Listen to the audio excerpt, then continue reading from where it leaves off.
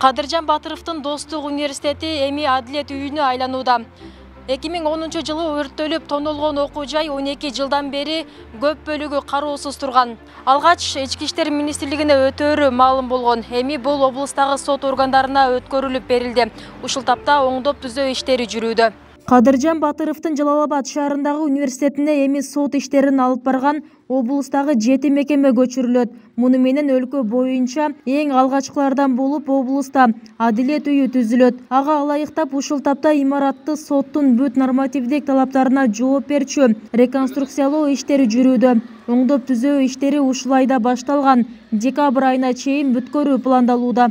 Ушул МВДга берилген болчу буга чейин. Берилгенден кийин макулдашуусу менен бизге бул сот департаментинин карамагына өттү. Өткөндөн кийин бул жерге адилет үйү деген имарат курулат. Оңдоо түзөө иштери жүргүзүлүп жатат. Бул жерге Жалал-Абад областык соту, Жалал-Абад шаардык соту, Жалал-Абад административдик соту, сот департаменти, сот приставтар, Жалал-Абад шаардык сот аткаруучулар жана Сузак райондук сот аткаруучулар бөлүмдөрү ушул жерге жайгаштырылат. 7 ишкана. Калаанын Ленин көчөсүндө жайгашкан мурдагы Достук университетинин имараты буга чейин мамлекеттик мүлк фондунан Ички иштер министрлигине өткөрүлүп берилген. Бирок ортодогу макулдашууга ылайык бош турган имаратты сот департаментине өткөрүү буйругун ушул жылдын 10 майында мамлекеттик мүлк фонду чыгарган. Имаратты реконструкциялоого жогорку сот тендер жарыялап 30 миллион сомго 2 компания утуп алган. Муктаждык эң биринчиден бардык жалпы бизде Кыргызстан боюнча азыр адилет үйү деп жаңы практика сыяктуу жүргүзүп атат. Ошол жерде бардык элдерге, жарандарга ыңгайлуу шарттарды түзүп атат. Биздин жетекчилик тарабынан ошондуктан бул биринчилерден болуп биз ниет кылып атабыз. Кыргызстан боюнча Жалал-Абад областында адилет үйү ачылат деген. Адилет үйүндө 7 соттук мекеме иш алып барат. 8000 чарчы метрди түзгөн имарат толук бүтсө, мында ар бир станциядагы соттун өз алдынча бирдиктүү терезелери жана күтүү залдары болот. Буга чейин бул зданияны МВД өздөрүгө ылайыкташтырып неме кылган. Эми биз өзгөртүү кирттик, көп өзгөртүүлөр болду. Соттордо отдельный немелери бар, кабинеттер отдельный. 2-3 этажда основной соттор бардыгы 2-3-тө жайлашкан.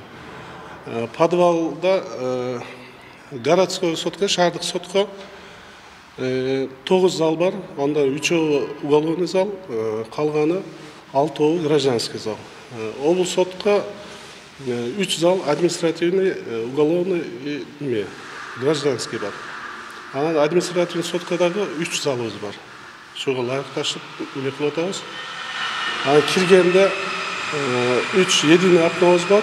Олар административный сотка отдельно, шаардык сотка, облустук сотка отдельно жарандар келип, өздөрүнчө жазып, единый окнодан неме болот. Бу жерде жарандарды күтүү зал местасы бар.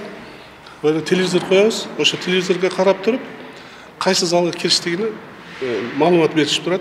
Сөз болуп жаткан имарат мамлекеттик мүлк фондунан Ички иштер министрлигине өткөн. 2019 жылы реконструкциялоо жумуштары башталып, ал үчүн 54 миллион сом акча каражаты каралган эле. Кийин оңдоп түзөө иштери дээрлик 65%га аяктаган учурда жумуштар токтоп калган болчу. Ал эми 2016 жылдан ушул мезгилге чейин Жалал-Абад облустук жол көзөмөлдөөчүлөр имараттын биринчи кабатында ишмердүүлүгүн жүргүзүп келет. Буга чейин ал имаратка Жалал-Абад облустук ички иштер башкармалыгы көчүрүлүп келинери кабарланып жаткан.